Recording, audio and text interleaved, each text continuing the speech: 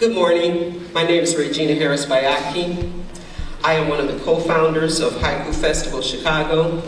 It is my honor and my privilege to welcome you to our 20th anniversary Haiku Festival Awards program.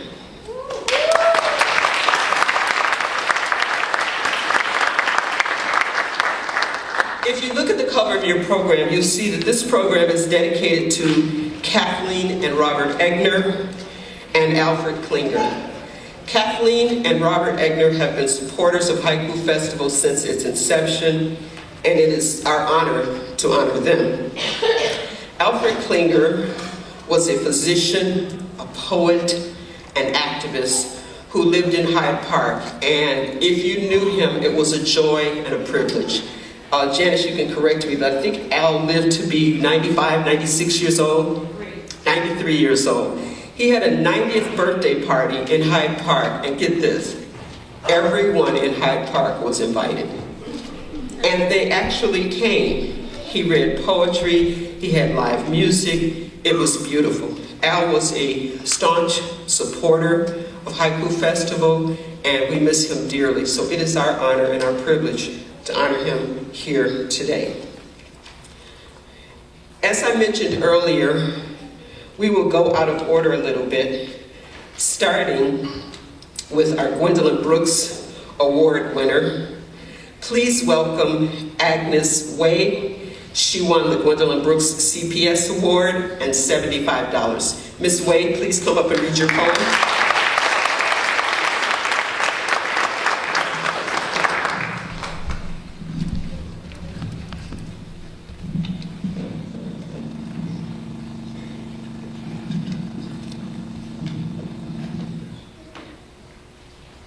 Hi, my name is Agnes Way. I'm in 6th grade, and I'm representing Skinner North Classical School. My poem is, bare trees line sidewalks, all the birds have disappeared, except for pigeons.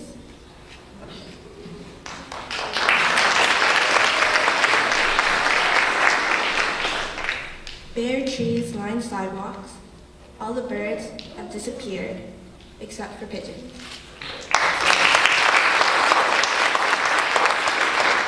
Thank you, Ms. Wade.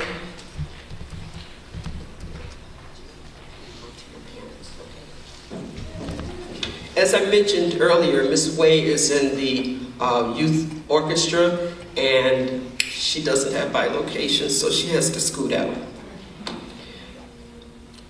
Our first place winner in the 3rd and 4th grade category will receive $100 for his poem. Each student will read his or her haiku 2 times, and they're also printed in the program. Please welcome our first place winner. He is 9 years old, Henrik Malloy.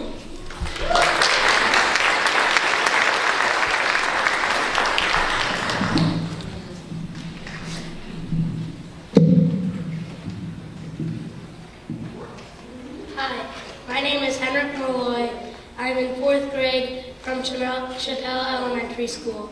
My haiku is, bristles and strokes move, varying hues, light and dark. It's a masterpiece.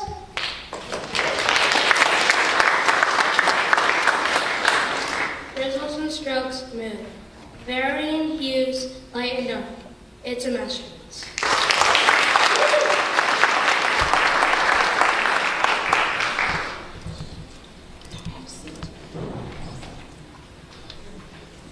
Our second place winner in the 3rd and 4th grade category is Margaret Augustine, and she is 10 years old. Please welcome Margaret. She will read her poem twice.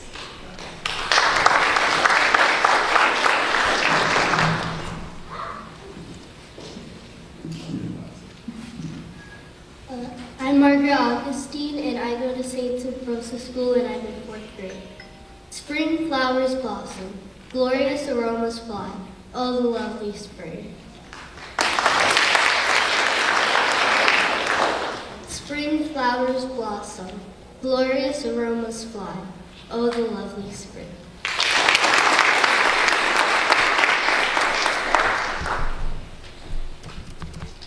Our third place winner in 3rd and 4th grade. Ms. Sofia Fastiszewskaja will win a $20 award. Please welcome Sophia, and if I could ask you to applaud after her second reading, please. Sophia? I am Sophia and I am in 4th grade. I go to St. Joseph at school and my haiku is, I smell lavender, I hear birds chirping sweetly, spring has started now. I smell lavender, I hear birds chirping sweetly, spring has started now.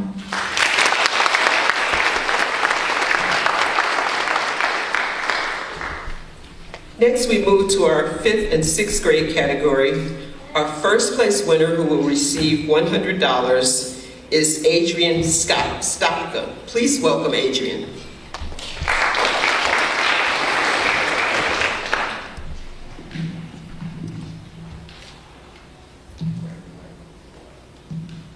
Hello everyone, my name is Adrian Stopka. I'm in 6th grade and I'm representing Michael and Byrne Elementary School. Here's my haiku. Rain feels like needles falling from cotton candy into my garden. Rain feels like needles falling from cotton candy into my garden.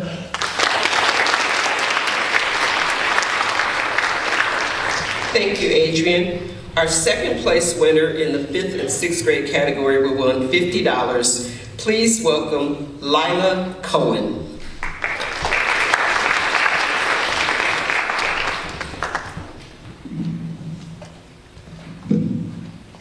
Hi everybody, my name is Lila Cohen. I'm in 5th grade and I am representing St. Giles School. A leaf is attached, stuck on a great caring twig. The twig almost snaps. A leaf is attached, stuck on a great caring twig. The twig almost snaps.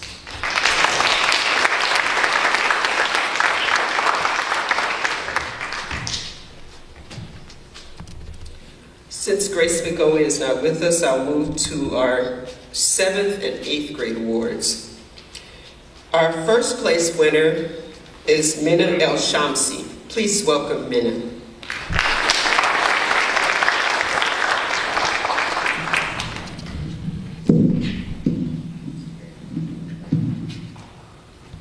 Hello, my name is Minna El Shamsi. I'm in 8th grade at the University of Chicago Laboratory Schools. This is my haiku. Lonely moon-drunk thing, trapped in the grasp of the light, how will your bitter cry? Lonely moon-drunk thing, trapped in the grasp of the light, how will your bitter cry?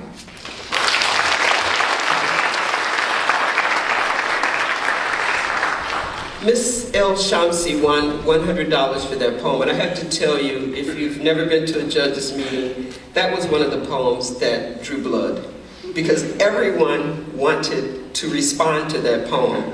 And you'll hear later from the judges, we will respond to a poem that inspired us. And that was probably the most popular poem, hands down. And like a true poet, she's so unassuming. I've written this masterpiece, and I'll talk to you in my stage voice. Okay, and she won $100 for that. Adonis Abraham is our second place winner. Adonis was one of the students who joined me on the radio, so if you didn't hear our program, WBEZ, make sure you go to our website and listen to the link. Mr. Adonis Abraham won $50 in second place. Please welcome him.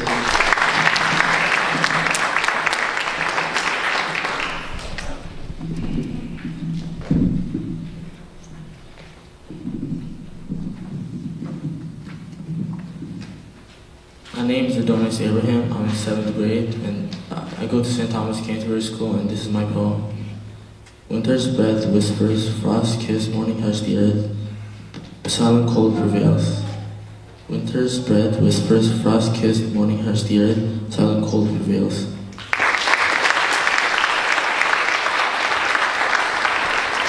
Thank you, Mr. Abraham. Abby Nosso is on video clips, so we'll give the control room a second to cue that up. Abby could not be with us, and so she recorded her poem, and she is from Holy Family Catholic School in Inverness, Illinois. Are we ready to show Agnes?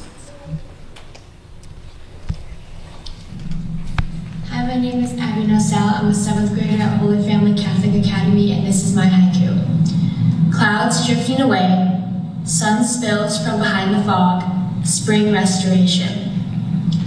Clouds drifting away, sun spills from behind the fog, spring restoration.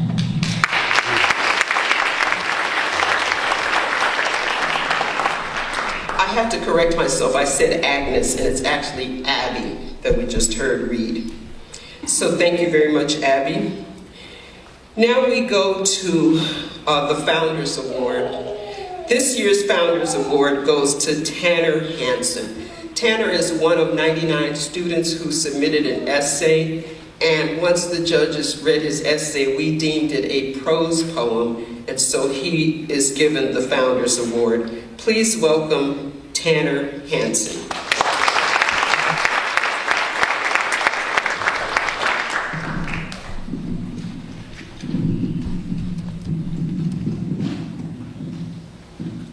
Now you have to listen carefully. This is not printed in the program, but Tanner is going to be so perfectly clear that you will understand every word that he's reading. No pressure.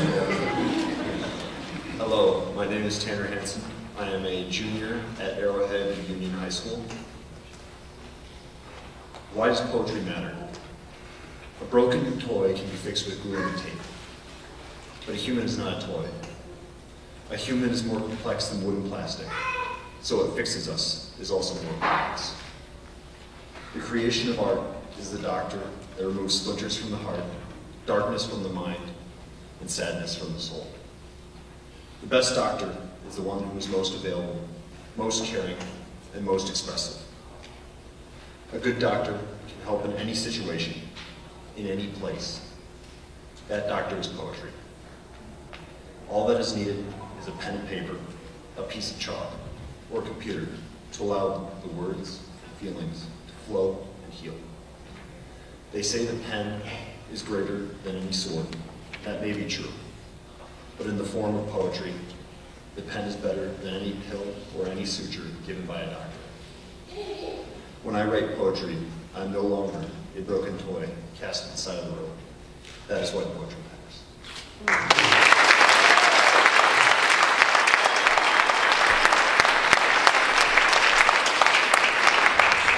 That was beautiful. Thank you very much, Tanner. And as I mentioned, Tanner is 17 years old. He is a student at Arrowhead Union High School in Heartland, Wisconsin. He's in grade 11.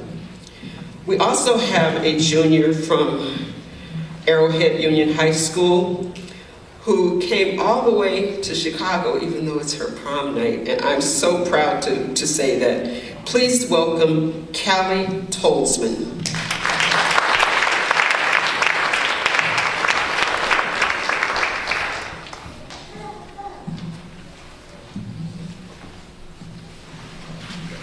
Hi, my name is Callie Tolzman. I'm 17. I'm a junior at Arrowhead High School, and today I'll be reading Why Does Poetry Matter?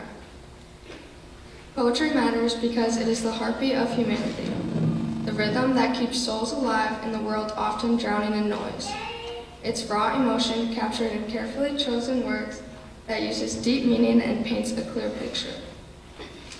I remember stumbling upon a tattered book of poems in my grandmother's attic. Its pages were yellow with age, yet pulsating with life. As I read each verse, I felt so many different emotions. I felt like I just unearthed ancient treasures, discovering such fascinating pieces. Poetry matters because it is the voice of the silenced, the song of the people, and the echo of forgotten dreams. It's the whispered secrets of lovers, the battle cries of revolutionaries, and the lullabies of mothers soothing their children to sleep. In a world filled with chaos, poetry is the light guiding us back to our humanity. It matters because it reminds us that amidst the chaos, there is beauty, there is truth, and there is hope. Thank you.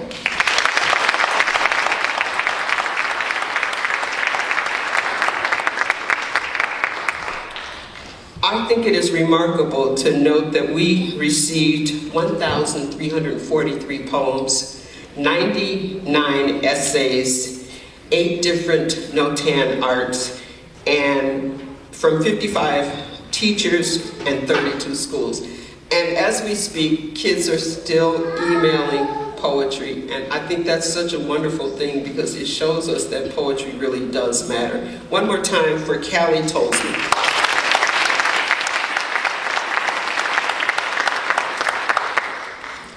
Now we get to the #1 poem of the school. Our first poet was also on the radio on WBEZ. Please welcome Aoki Robinson.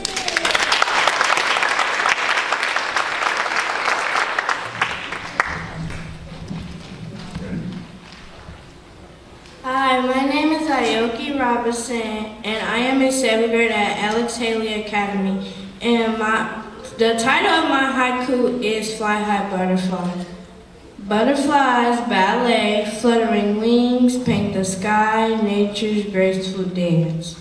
Butterflies, ballet, fluttering wings, paint the sky, nature's graceful dance.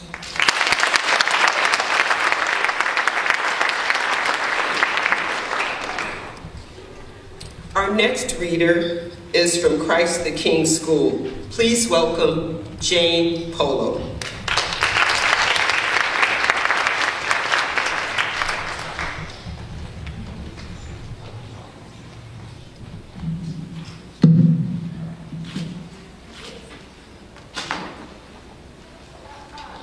The title of my poem is Lullaby Rain. Rain hits my window pane like music to my broken ears, rocking me to sleep. Hits my window pane, music to my broken ears, rocking me to sleep.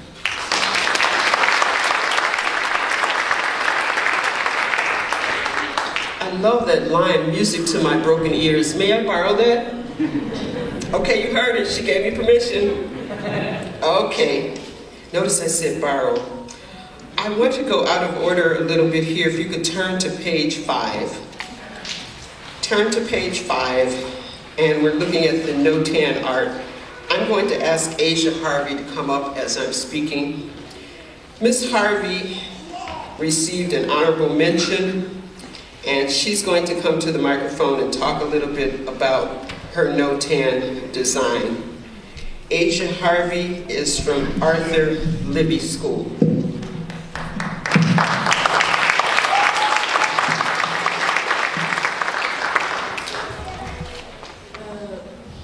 My name is Asia Harvey. I'm in 7th grade, Arthur Libby. And what inspired my art would be like old slasher films where the killer is just about to get you, and the watcher's like, oh my god, run away. And I want to capture that moment in a drawing and a feeling, and I'm a really big horror movie person, so I want to draw something special with that.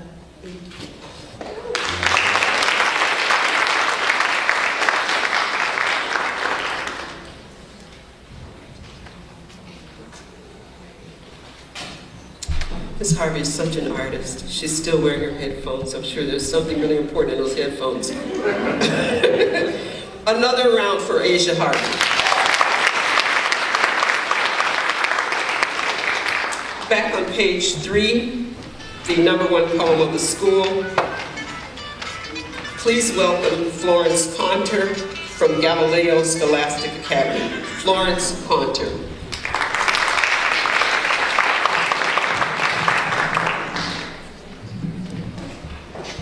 Hi, my name is Florence Conter. I'm a 7th grader from Galileo Scholastic Academy, and this is my poem. My firefly jar, you release the golden light, sky of flying stars. My firefly jar, you release the golden light, sky of flying stars.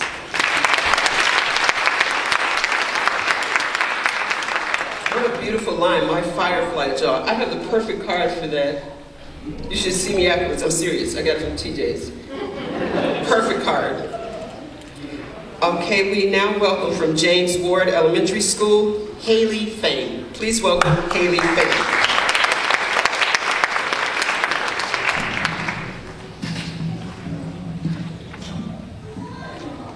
Hello, my name is Haley Fain. I'm a 6th grader from James Ward Elementary School. Here's my poem. Along the night sky, the luminescent moon glows, filling up the void. Along the night sky, the luminescent moon glows, filling up the void.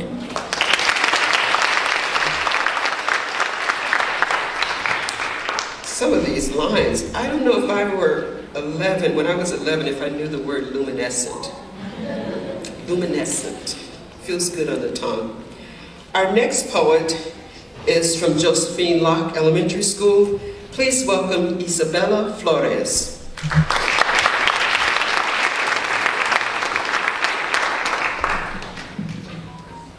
My name is Isabella Flores. I'm a 6th grader at Josephine Locke School. This is my poem.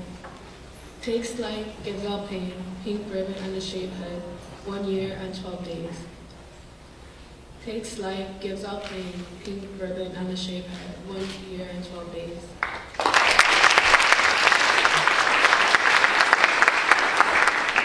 I know you have copies of the poems in the program, and that's at the bottom of page 3. Very sensitive, very sensitive poem. Thank you, Isabella. Our next poet, at the top of page 4, is from Newton Bateman School. Please welcome Ruby Leonard.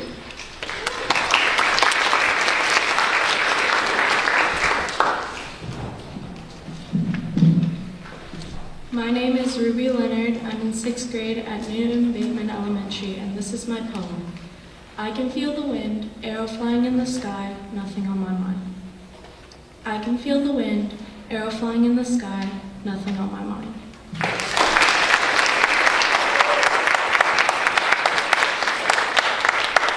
That reminds me of a motorcycle.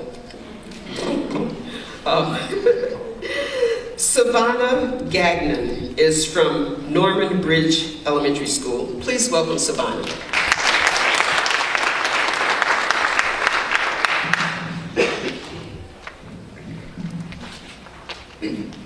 My name is Savannah Gagnon. I'm in 6th grade, and I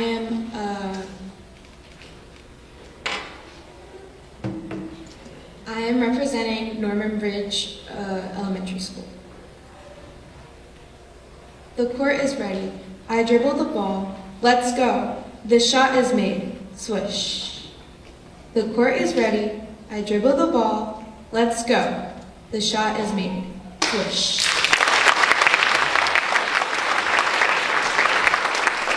Do you play basketball, Savannah? Yes, I do. I think she might be WNBA bound. What do you think?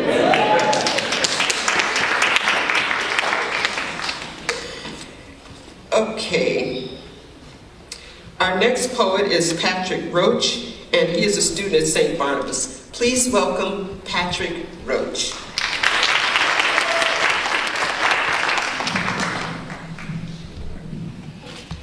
Hi, my name is Patrick Roach. I am 14 years old and an 8th grader at St. Barnabas School. Fake, simple facades. On the outside looking in, all for approval.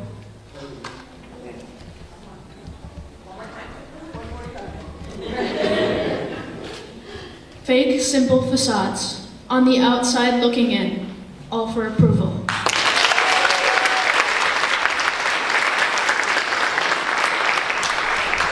I love the word facade. That's another word I don't think was part of my vocabulary at age 13. Thank you, Patrick. Yalisa Calharano is from St. Celestine. Please welcome Yalisa.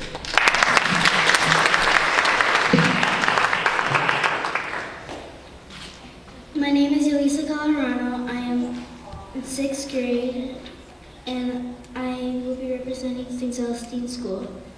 Bright orange sun heating, popsicle melts in my hand, bees come chasing me.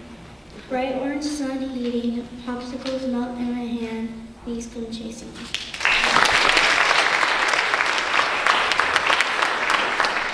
Thank you, Yalisa. Amelia Tritska. Amelia Tritska. Vesna Asman. Vesna Asman is from St. Sylvester's. Vesna has a poem and a design, so she will talk to you about both. We can just do the poem now and you'll come back for the design. My name is Vesna Osman. I'm 11 years old. I'm in 5th grade, and I go to St. Sylvester. My poem is All the Stars Align, a silent moment passes, beginning of time. All the stars align, a silent moment passes, beginning of time.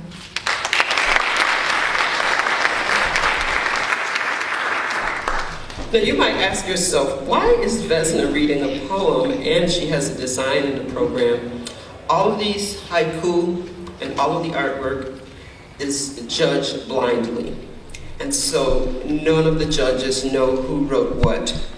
My husband and I are the only people who know who did what. And when you have 1,400 entries, you don't, I don't remember anyway. But anyway, it's a testament to Vesna's creativity. Mitchell Hui from St. Therese Chinese Catholic School. Please welcome Mitchell.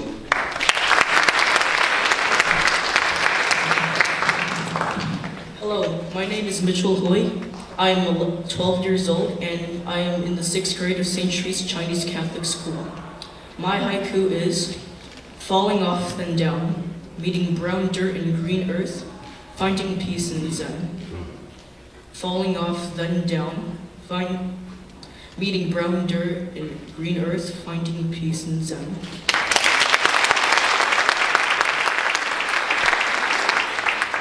I love Mitchell's last line, finding peace and Zen. And one of these days, if you have the time and you want to come to a haiku festival workshop, we do them online and in person, we'll talk a little bit about irony. Or you can ask Mitchell when you ask him for his autograph. Morris Harris is from Visitation Catholic School. Please welcome Morris Harris.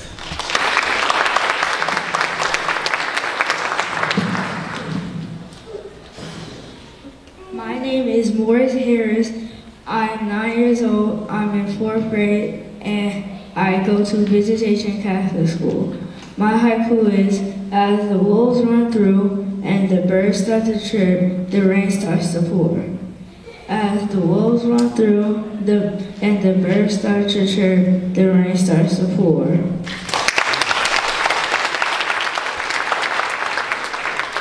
Thank you, Mr. Harris. Soft spot in my heart for him for obvious reasons. We come to the open mic. Is there a student here whose name I did not call who would like to read her or his haiku? Okay, I'd like to turn my attention to the teachers.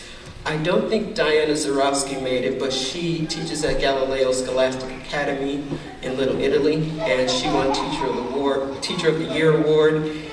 But I do know that there are teachers here from Josephine Locke Elementary School, and they are School of the Year. So I'll ask Ms. Mindy Gonzalez and Ms. Joanne Lindley Hernandez to come to the podium and greet you.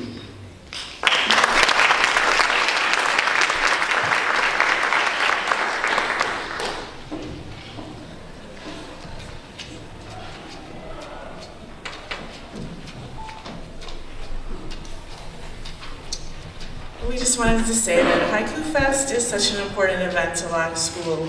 Our students get to express themselves through written word and have their voices heard. We are very grateful and give tons of thanks to Regina. We asked our students to write haiku poetry for us to read today in order to thank everyone, and these are the poems that they gave us. Success is haiku. It makes us proud of ourselves. It shows who we are.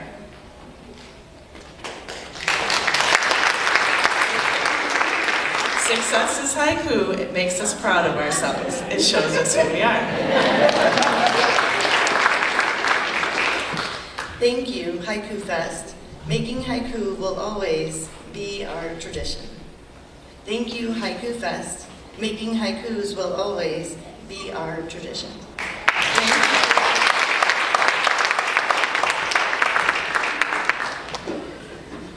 Now, if you're ever near Oak Park Avenue, and I believe it's Diversey, Josephine Locke Elementary School is like a college campus. It really surprises me how large some of these schools are. How many students in your school, do you know? 1,300. 1,300. Can you imagine that? I think there are maybe 1,300 kids in my high school, but definitely not in my elementary school. Huge school.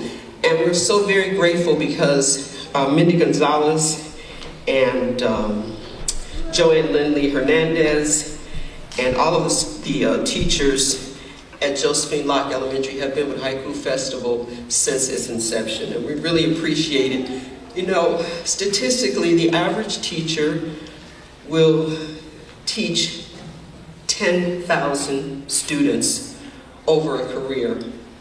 And having been in the classroom for years, I can tell you that that is not an easy task. So when someone comes knocking on your door and say, in addition to everything else that you're doing, can you work with the kids on some haiku and come down on a Saturday on your day off and support them with Haiku Festival? So I think we really need to give them a big round of applause.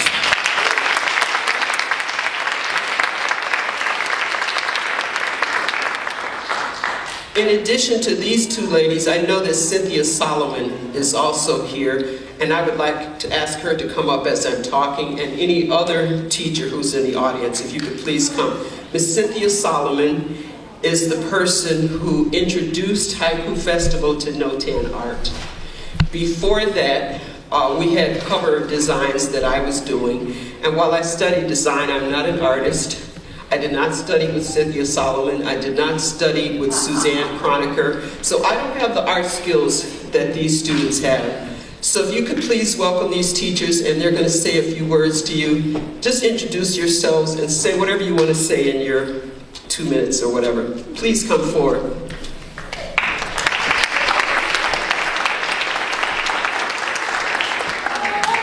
Hi, I'm Cynthia Solomon. I'm the visual arts teacher at Alex Haley Performing and Fine Arts School. I'm the one everybody gets sick of.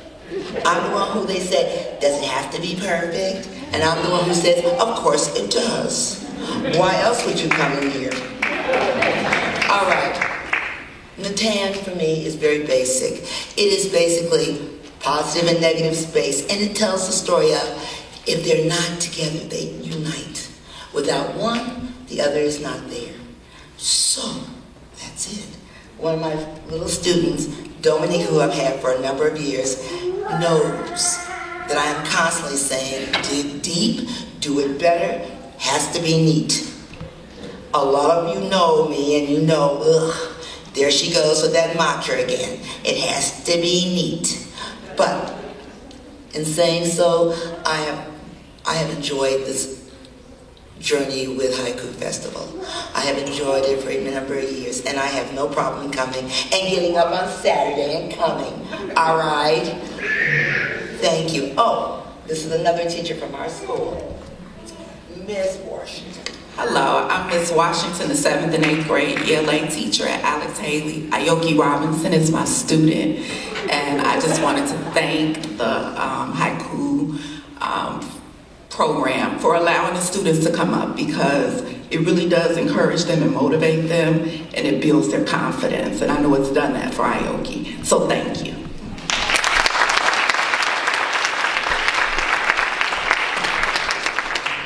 Hi, my name is Stacy Garner. I'm from the University of Chicago Laboratory Schools, and my son said, you gotta go up there.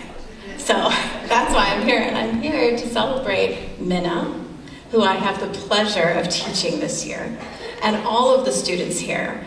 And actually the last time I was up here was with my daughter, who was a baby at the time, and Regina called us up and I said, oh, we've gotta go, and I had a baby on my arm, and she's in the audience today. And this has been a part of my experience as a teacher at the lab school, and our experience as a family. And I'm so genuinely thrilled to just be here to say congratulations to all of you who did so much with so few, and the careful choice of words that spoke volumes. Congratulations.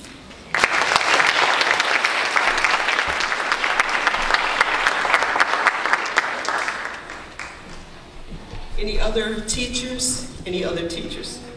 Yes, I thought I saw Melody over there. As she's coming up, I want to thank all of the teachers and all of the parents for all you do to bring these kids here. It means a great deal to us. So it looks like we have 2 more speakers. Is there anyone else? Sir, I thought you were coming up. Yes, no? Okay. Good morning, everyone. My name is Melody Farmer. I'm a first grade teacher at Alex Haley Academy, and I love haiku.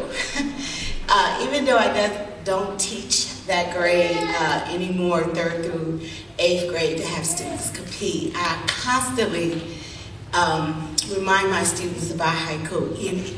And we did haiku this year, too. I enjoy haiku. I enjoyed the Festival of Regina over the years. I can't believe it's 20 years now. Awesome. Thank you all for coming out. Parents, thank you for supporting your children.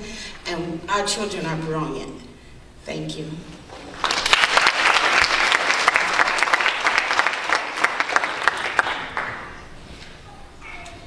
Hi all, my name is Carissa Dilly. I teach 5th and 6th grade at James Ward Elementary School. Haley is my wonderful, amazing student. I love haikus, as they were all saying it. That ability to pick exactly the right word always floors me. My students are 90% bilingual. Most of those coming from Chinese, Mandarin, or Cantonese. And their ability to latch onto this idea of syllables and pull it together in a language that is not their first language always is wonderful to see. So I love the celebration, I love the power coming through, and thanks, Haley.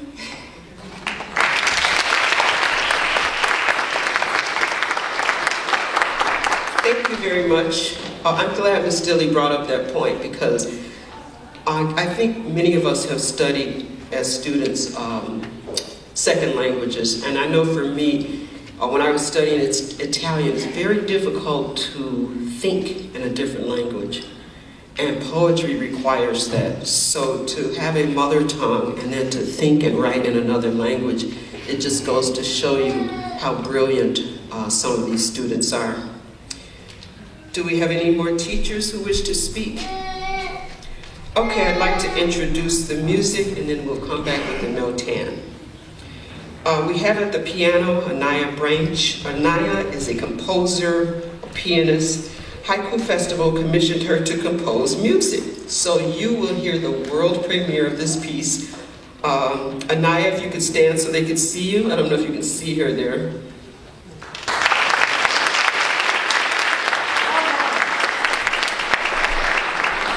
Anaya is a 16-year-old sophomore at New Trier High School. She began studying piano at age 6 and writing music at 14. Anaya wrote the soundtrack and produced the video Somewhere on Earth with haiku and voiceover by yours truly, Regina Harris Bayaki. It debuted at the 6 Degrees Composers Concert in Chicago. Anaya enjoys dancing, debate team, and her cat, Giggles. Daniel Song is our cellist. Daniel, if you could please stand.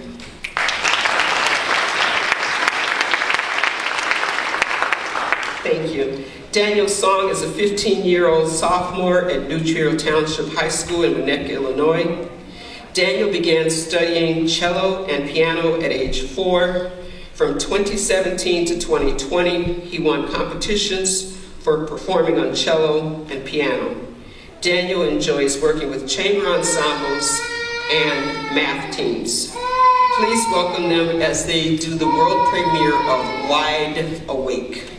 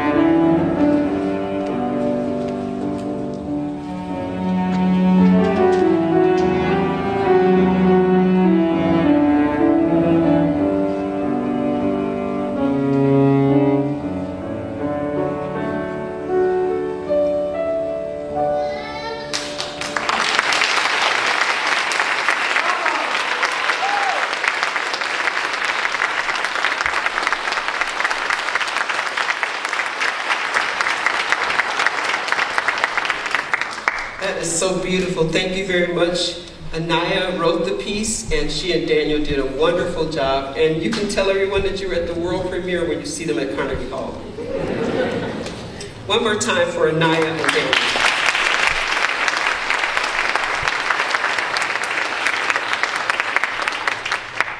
At this time, I'd like to ask two of our NOTAN students to come up and talk about their designs. And I've heard it pronounced Notan, Notan, and so maybe Ms. Solomon can help me with my pronunciation. Please welcome Dominique Delaney. She is from Alex Haley Academy, and she is one of Ms. Solomon's students. Dominique will come and talk to you about her design.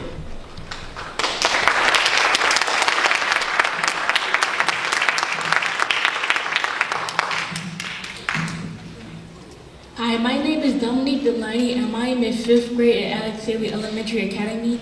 And what inspired my Notan was that I do like a lot of research on mushrooms and animal skulls. So like I had this image in my head of what my Notan will look like. So I could put whatever was in my head on a piece of paper.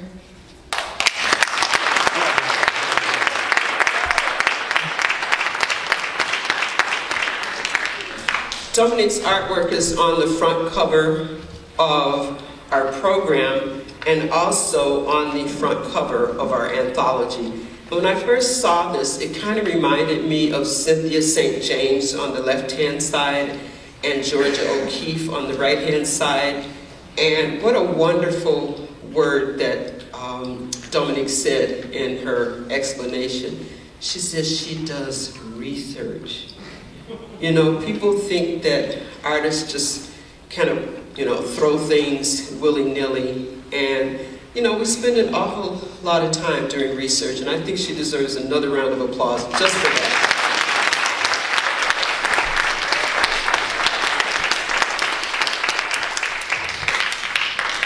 Our second place artist has art on the back cover of the program and on our anthology. Please welcome Elena Yeager from St. Giles in Oak Park.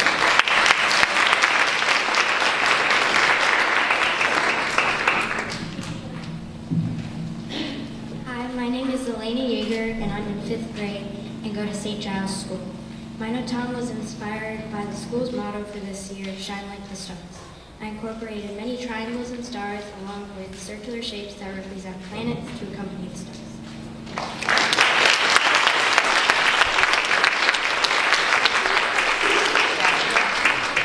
Ms. Yeager, if you could just walk up to the front one more time. The name of her piece is the school's motto for this year. If you could just walk up to the front. Shine like the stars. I just want you to see her shoes and her handbag.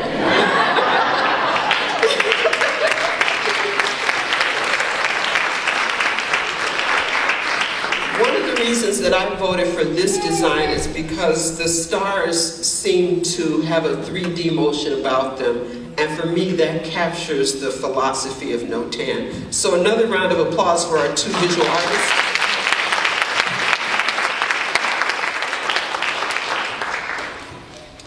Did I miss any artist? I'd like for the judges to come up as I'm speaking. And what we will do now is the judges will introduce themselves. They will read the poems that inspired them to write their haiku. And we may not necessarily go in any order, but I see Miss Judith Bowden is here, and I guess she needs an engraved invitation. Please come up, Miss Bowden. Take wherever you want, which microphone you want to take, Sam. So we have Samuel Barber, who is an economics professor and a poet, and we'll start with him. After Samuel Barber, we'll have Michael Covenant Watson. I love saying his name, it sounds like he has money. Michael Covenant Watson. I ain't got a dime.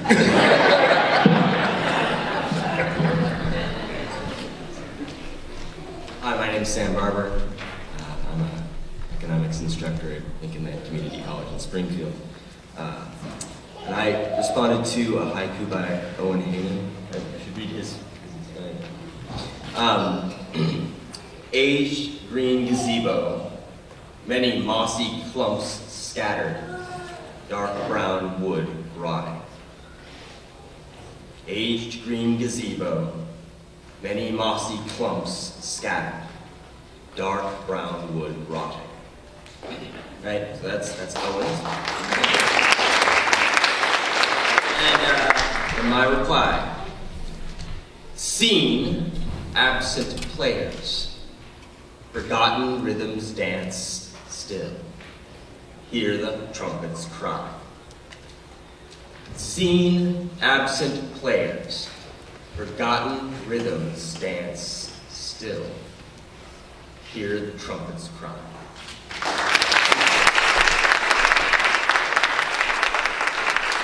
It's very important to see these poems because there is such a thing as writing for the ear and writing for the eye.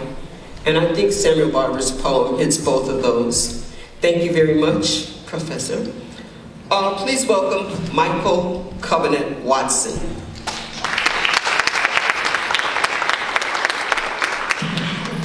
Hi, good morning. Nina. So this started off as one haiku, and one of the things, most writers, all writers I think, are readers, and so they become influenced by things that they read. Case in point. Lonely moon drunk thing, trapped in the grasp of the light, howl your bitter cry.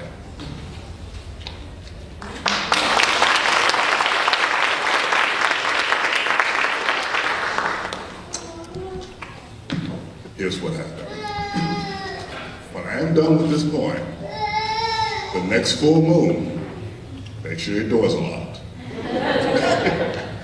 Do anyone here remember the old Wolfman from the Universal Monsters?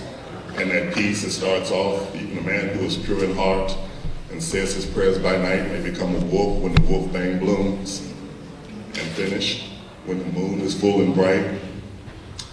Lock your doors. Stalker of fresh prey, a slobbering thirst for blood, beware the full moon. The wolfbane won't bloom. You're out of silver bullets. I'm howling outside. I am immortal. Don't let my curse become yours. Fall to my hungers.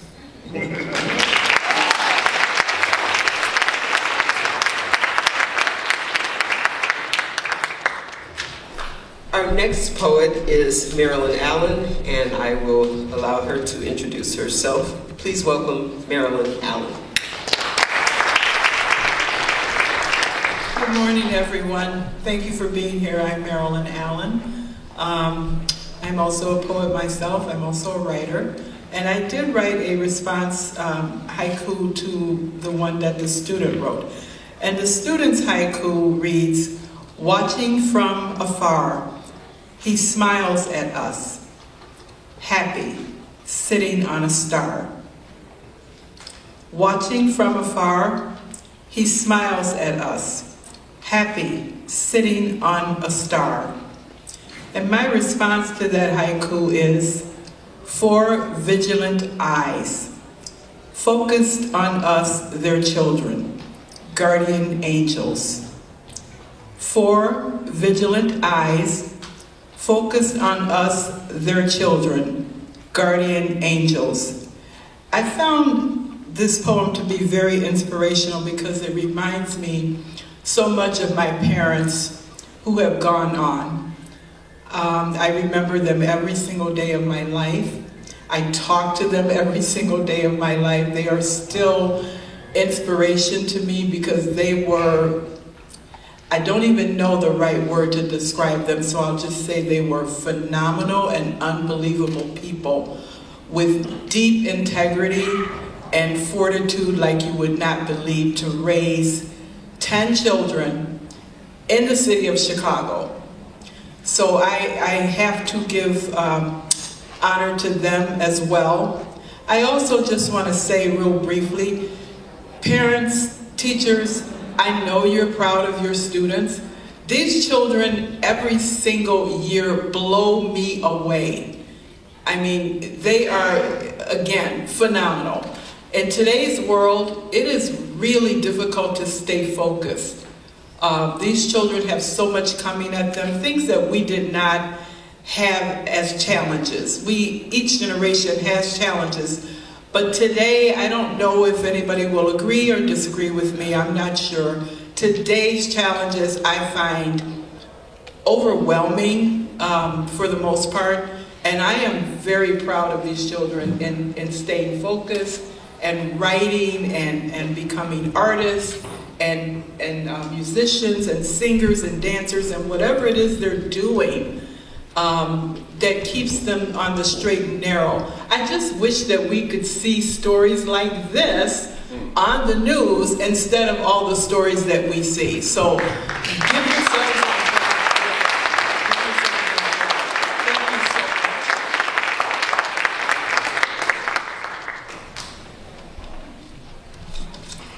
Thank you, Marilyn Allen. We will now hear from Judith Bolden. Please welcome Judith Bolden.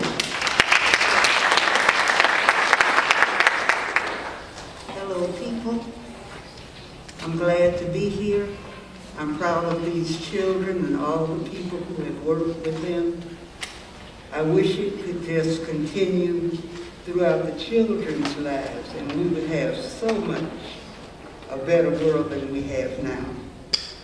The poem that struck me was School Full of Judgment.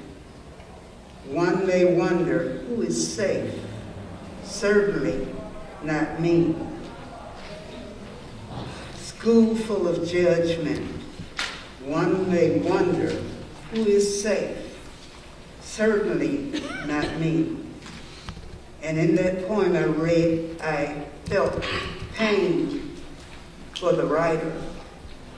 And I'm glad that she was able to express it. And my rebuttal says, mean people use words to gain power over others. Don't give it to them. And then I had to write another one because my mind works that way. And it said, always remember, those mean enough to cause hurt must be avoided. Always remember, those mean enough to cause hurt must be avoided. Thank you.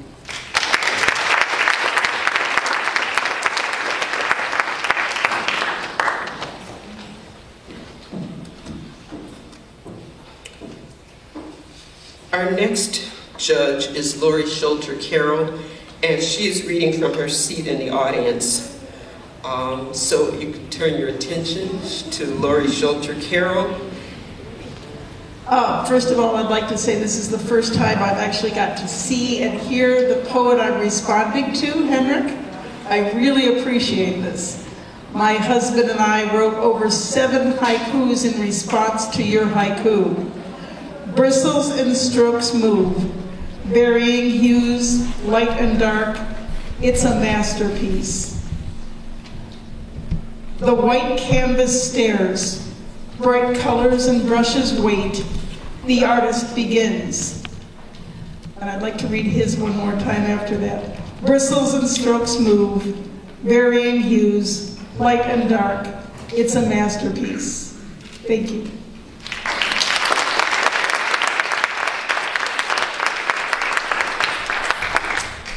Okay, even though technically I'm not a judge, I also write a response to the poems. Tanner, who won the Founders Award, actually submitted 2 poems, and I'm responding not to the one that he read, but the one that's in the anthology. So if you don't mind, I will read that one. It's on page 51. It's called The Closet. In one closet, this is a prose poem, by the way. In one closet, there can be a dozen different pairs of shoes. Each shelf is lined with memories of the past. One has old work boots, cracked, worn out, and tired. The sole half fallen off, which earned me my first paycheck. Another holds meticulously crafted dress shoes, surrounded by the joyful memories of weddings and sad memories of funerals. The smell of polished leather. Red tennis shoes that are now too small are coated in a layer of mud, thick as wood from running in the woods with friends after a hard rain. Sandals that smack the bottom of my feet like a plank when I walk still smell of the beach where I looked for shells with my grandfather. The comfortable slippers that would be worn all weekend when there was nothing to do. Finally, the new arrival, a pair of black shoes yet to be worn, excited for memories of its own. All are contained in a cold space behind a wooden door in a far corner of the house. Little memories are unassuming, alone in that dark room. And that's The Closet by Tanner Hansen from Wisconsin.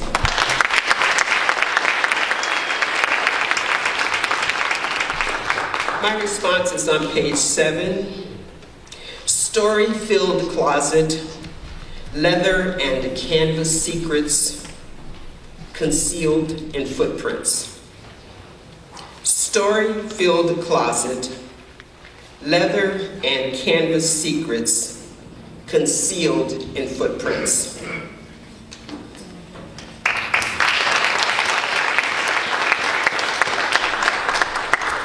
Okay, without further ado, I'd like to introduce our guest poet. And he actually gave a beautiful introduction of himself when he was doing his sound check. There's no way I can replicate that, but maybe he will do that. James Moorhead is the Poet Laureate of Dublin, California, and host of Viewless Wings Poetry Podcast.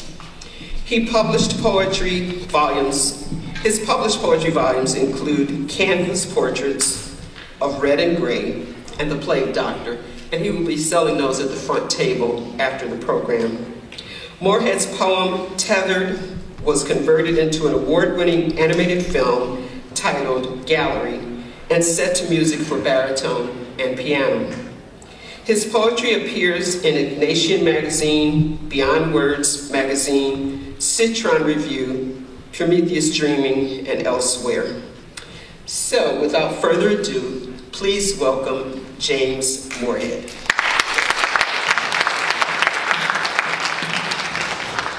Thank you so much, Regina, for this extraordinarily powerful event. For everyone here behind the scenes, when you organize an event like this, it's an extraordinary amount of work. An extraordinary amount of work. So to do it for 20 years, it's remarkable. It requires a lot of volunteers. So thank you very much, Regina, for giving all these students such a wonderful opportunity.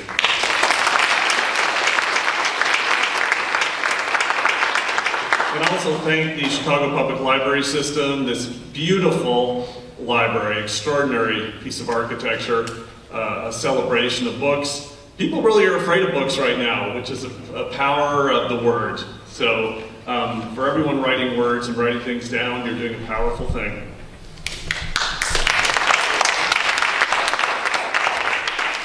So everyone here on stage and that submitted their poetry, you have a head start on me. I was inspired to write poetry in the 10th grade by a creative writing teacher. Before that, I thought poetry was boring, confusing, hard, couldn't relate to it, and a single teacher who I sent my first book to, he's in retirement now, and he was thrilled, of course. A single teacher changed my whole perception of poetry. So if there's any teachers in the audience, you're a powerful force.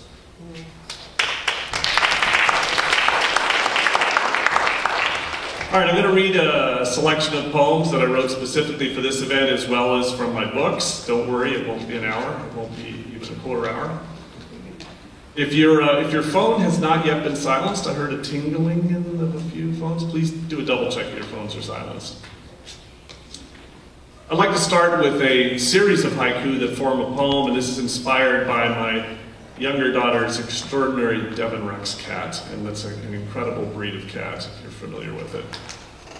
The eyes of Juno in haiku, slivers in the sun, Juno's pupils piercing me with an eerie stare, twitchy eyes darting to follow my laser's trail, and then vanishes. Dilated blackness, orbs unblinking at midnight, wait for us to sleep, then passing headlights. Eyes reflect bright as the sun, back in darkness, run. In time, night prevails. Her eyelids quiver, then close. Sleep, her chance to dream.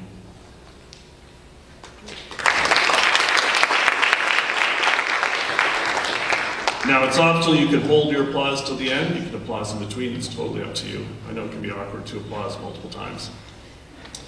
Now, this poem from my first book, Canvas, is a true story based on my life. It's also something that I think applies to every single person in this room, or will soon apply. I don't think anyone avoids this particular emotion. Crush. Teen week at Foxwood Inn. I'm 15, scrawny, bookwormed and shy. She arrives so tall, her rich brown curls waving a smile, dazzling and confident. The crush envelops me, its weight taking my breath away. As she turns the corner, there is no time to say hi, and I fear being caught staring too long. Each morning after breakfast, I peek over my paperback, waiting for her to pass by. And if her eyes catch mine, I shrink and blush, my heart crushed and racing. Later, by the dock, the jocks show off their running, shirtless, headlong dives while I sit silently on a fading Muskoka chair, tucking my book under a towel, avoiding splashes. When the last night comes, her name, a mystery still, with Stairway to Heaven's sorrowful intro begun, I crush fear, walking towards her, extending my hand, offering a dance. She looks me in the eye and quietly nods, no, and takes the dance floor with one of the diving boys. I walk into darkness, across dew-damp grass down to the edge of the dock, sitting, legs swinging, toes caressing the still cool lake, Robert Plant echoing in the distance. Between chords, I hear footsteps. She's there, her hand on my shoulder, a tear sliding down my cheek. I like you, James, but just as a friend, sitting down beside me as the song ends. I feel the crush as my imagined first kiss drifts away with the ripples beneath my feet, but in time smile, eyes closed and dry, replaying her saying my name.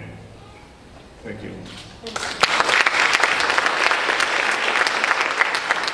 That poem chokes me up a little bit every single time I read it. It brings back that memory. That's the power of poetry. It's puts a pin in parts of your life. This is also from my first book, Canvas. Silence 2. You ask me for silence. So I tug on your earbuds and hide them away. Music fades, but in its place the city rumbles. A cacophony of impatient honks and speeding sirens and rubber squealing across asphalt. I need more, you say. So I pause the traffic, but in its place the sidewalk hums, a click-clack-click of hurried heels and pair of yapping poodles and neighbors' voices rising. More, more, more, you say. So I send them on their way, but in their place tilt up to the sky, a distant roar of jet contrails and circling copters pulsing flutter and rustle of a squirrel leaping between hickory oak branches. I still need more, you plead. So I clear the skies and shoo the squirrel, but in its place the ocean awakes, clamoring seagulls on trade wind swells and surf crashing and the delicate crickle of a fire pit carved in sand. More, you plead, just a little more. So I nudge the surf into the ocean's depths, but in its place our house begins to speak, creaks from aging floorboards and tickling mice between our walls and the plip-plop of your sister's feet. Is there still more, you whisper? Breathe, I whisper back, so softly you can barely hear me. Just breathe until in sleep your questions cease.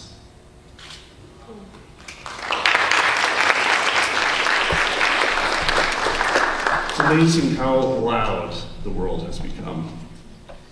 All right, this next poem written in stanzas of haiku is from my most recent book, The Plague Doctor. It has nothing to do with the pandemic. It has to do with that extraordinary image of the medieval plague doctor. Petals in haiku. She leaves her body petal canopy above on damp, prickly grass. Cherry blossoms fly in full bloom, singing speckles dancing on the breeze. Soon all depart, the tree left bare only to watch her buried below. Still, draped in pink, no skin exposed as nightfall draws, petals evanesce. And that was set to music as part of the Northern Illinois University New Music Festival that Regina was also involved in, and it was 17 haiku set to music by 17 students, and I was able to fly out for that. It was a remarkable experience. Check it out, there's video of it. All right, now I'm going to read another story based on my life that some of you may relate to, if you've ever been in a church choir. This is from my second book, Portraits of Red and Gray. Echoes in the nave. There are 3 of us, not yet 10, with voices unbroken, new recruits fidgeting nervously. The chorus master, sitting, postured, upright, one hand on the piano, the other directing drills to train our soprano vocals. Ooh, ah, ooh, ee, oh, ee, in excelsis Deo. Still remember. We hold each note until we gasp, our ears perked for wavering tones when we slip out of tune. In time, we graduate from pitch and chords to balancing black folders in perfect V's containing this week's hymns and psalms, and if we're lucky, Benjamin Britten. Sunday morning, we arrive early at St. Paul's before the parishioners come gathering in the robing room, checked in by a stern glance, swapping overcoats for black pleated cloth, then taking our places behind the chancel door. Into the vaulted hall we march, singing as we step 2 by 2, arms raised, eyes up, inspected as we pass the altar, the peal and drone from towering pipes ringing in our ears. We reach the wooden stalls, carved ornate some years ago, and in a mirror across the aisle, I follow the baton's direction until, with a flourished wave, we sit, while the priest reads from a well-thumbed, ribbon-marked book. I scan the pews, filled with rows of lowered heads, and wonder, did they hear my voice as I entered, or was I lost in the echoes of the nave? All right, I'm going to read a few more. In my bio, it mentions that there was a poem written, a poem I wrote that was transformed into an animated movie. This is that poem. I worked with an animator director in Milan, Italy. She creates hand-drawn animation, a rare thing. And this poem turned into a 2-minute animated short, won a bunch of awards, was at a bunch of festivals, was a total thrill. 750 hand-drawn frames transformed this poem that lasts about 2 minutes. Tethered. I've long ago learned to ignore the rhythmic tug of the chain that tethers me to the ocean floor. A chill curls around my painted stripes as fog rolls toward a distant shore, and wave-powered bells warn those sailing near. I hear passing ships cutting towards the Golden Gate, and imagine their carefully stacked containers swaying in the swells.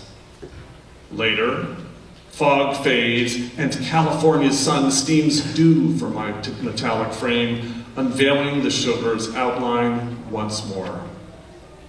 A seagull pauses, perched and chattering, singing me stories until trade winds lift her to dance above whitecaps. Soon, the season of storms returns, bringing fierce waves and wind to power the peals of my warning bells. Deep in winter, mist freezes to my metallic skin, crafting turquoise crystals that flicker in the moonlight. But in time, calm and warmth return, lit by the moon's waning crescent, mirrored on still water's glass. Do I measure time in seasons or in dawns and dusks, or count the cycles of frost freezing then dripping melted down my spine? Or do I set aside time and count the swells, or passing ships, or pods of dolphins, shivers of sharks, colonies of gulls? I dream of one day being released from my tether, my work complete, transformed into turquoise sea glass, smoothed by tides and resting on a shoreline beach, waiting to catch the eye of a strolling passerby. And that animated film is available out on the web for free, Tethered. It's a beautiful piece of animation by Gaia Allari, Italian animator director. All right, 2 more. This next poem I wrote for this event, based on my favorite carnival ride. Carousel in haiku. We raced for jumpers, each horse's leap suspended, mane's flow locked in place. I hold you steady as your thoroughbred bolts in perfect circles. The band organ sang brilliant songs of princesses from paneled portraits. And then the ride slowed. Back on the platform you begged, can we go again? All right, I am going to finish with the poem that was mentioned in my bio again. This was set to music for baritone and bass. It premiered at the Presidio Chapel in San Francisco, which is just a beautiful location and a beautiful part of the city. And I had no idea that this poem would be of such interest to a composer, but the composer asked for one of my books and this book, and just fell in love with this poem. Welcome to our gallery. Our artisans suggest you linger in each hall, for if you pause and stare for hours, you may be reborn. I first stop in the library lined with ancient tomes and watch the words slip from their pages till nothing's left, not even phrases. The next room's filled with paintings hung in even stacks, some layered rich in color, others finely sketched. Soon the pigment slowly fades, oil drips away, revealing barren canvases, white walls in decay. Each figure in the next hall holds a perfect pose, muscles carved from blocks of stone, unblinking eyes set deep, left still upon their pedestals, ever on display, until they're melted down by fire into molten pools, becoming solid masses as the steaming swirl cools. I step into the final room where mirrors line each wall. Lit only by a single beam, I'm pulled toward the light, and just like the art before, my body starts to fade, dissolving into shadows that vanish through the door. And so I join words paint and stone jumbled in the tomb. After waiting for 3 days to pass, I rise once more and bloom. Thank you very much.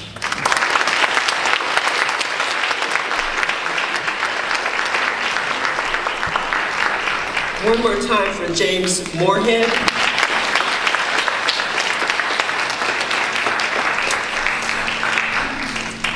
At this time, I would like to close our program with our musical postlude, but in order to do that, we have to clear the stage. So I'm going to ask all of the students in row 1 to please stand, walk up to the front of the stage, not too close. I don't want anybody falling off. Walk up to the front of the stage. We're going to take a bow together. Everyone on this side will leave out this way. Everyone on that side will leave out. Let's hear it for row 1.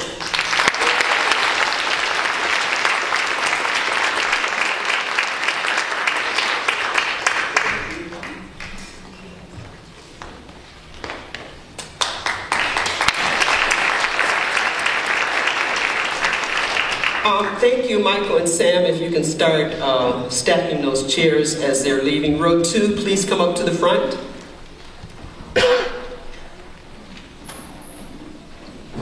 Look at those beautiful smiles. Can you give them one more round of applause?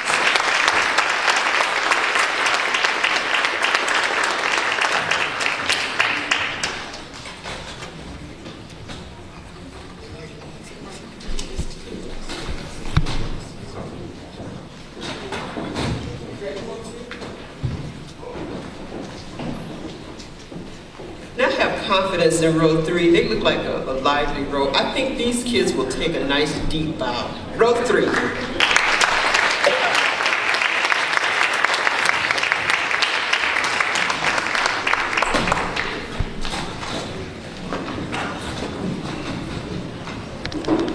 You always have to have the mightiness holding down the rear. Please welcome row 4.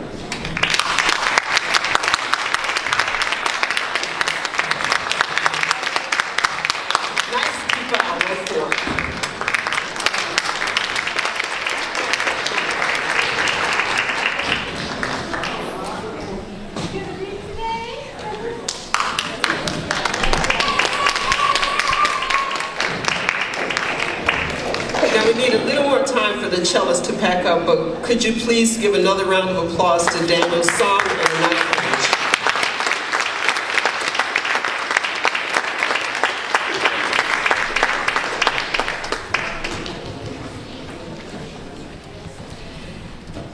Now I think we have to do a little more maneuvering. We need to move that piano and that chair because we don't want them to get damaged. And I'm going to ask the drummers to set up as I'm speaking so that things can... I'm sorry, ladies and gentlemen, this is not the time to pass out books because we have to give the musicians our undivided attention.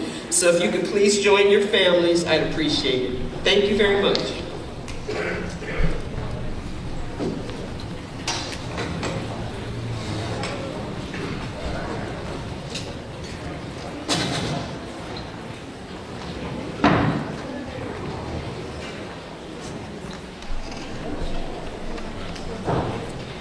Now, if you look in your programs, on page 8, you'll see the names of the Sukasa Taiko drummers, and this is the training organization.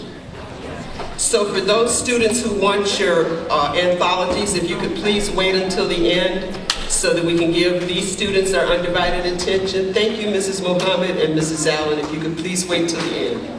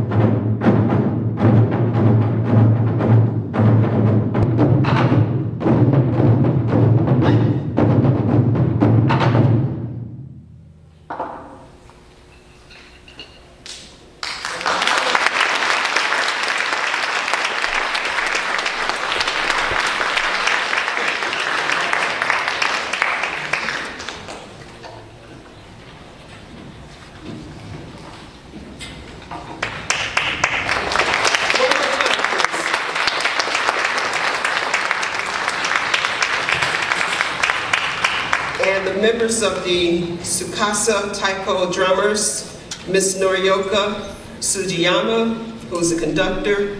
The drummers are Kimbre Daniel, Mana Indo, Helen Nagata,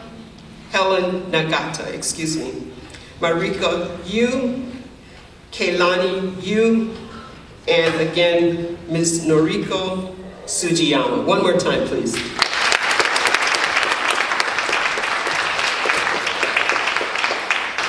Okay, they disappeared fast.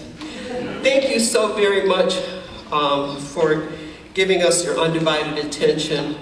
There are two people at the reception table outside, Greg Bayaki and Arshi Chital, and they are part of Haiku Festival.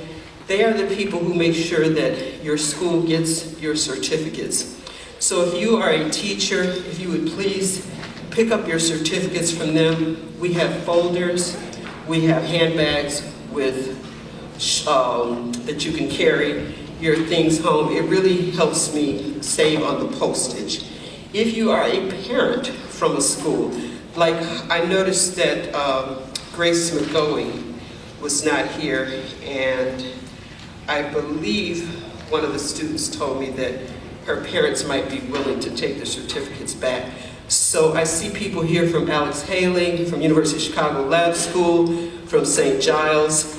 If you can take the certificates for your students, that would help us and save greatly on the postage.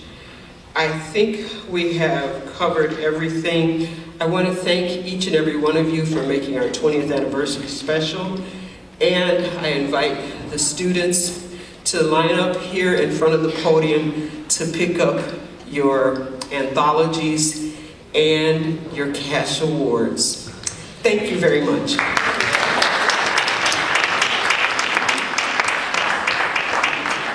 Please support James Moorhead. He is signing and selling copies of his book.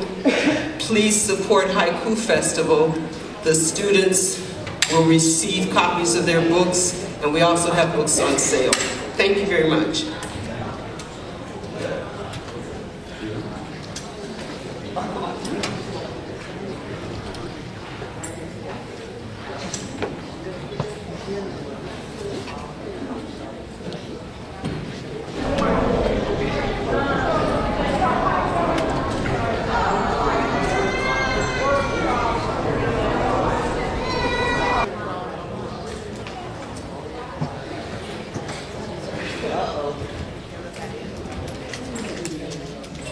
I'll be all right.